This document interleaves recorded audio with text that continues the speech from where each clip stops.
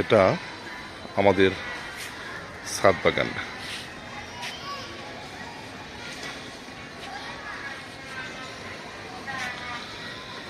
ছাদ বাগানে রয়েছে আমার ছেলের আনাপের পছন্দের সব গাছগুলো।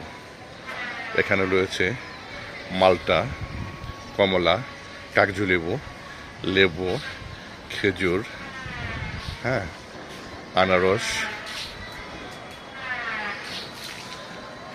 ড্রাগন, বড়ই। দেখেন আমাদের বাগানে আনারস ধরেছে, ছোট্ট একটা আনারস ধরেছে। এই আনারসটা অনেক মিষ্টি।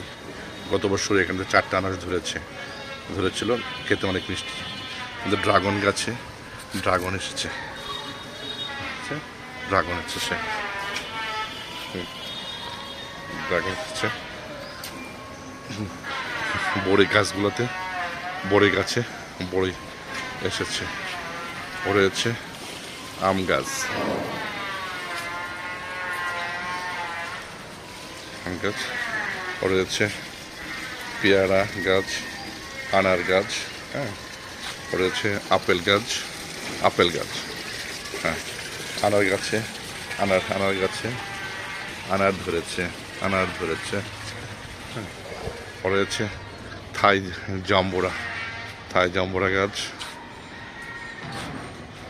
রয়েছে লিচু গাছ, মালয়েশিয়ান রামপুটান, যে মালটা গাছ রয়েছে, বাহারি রকমের গোলাপ ফুল গাছ রয়েছে,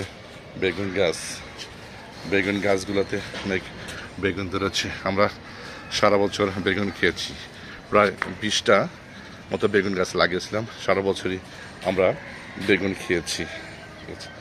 রয়েছিল কাঁচামরিচ গাছ, সারা বছর আমরা কাঁচামরিচ খেয়েছি।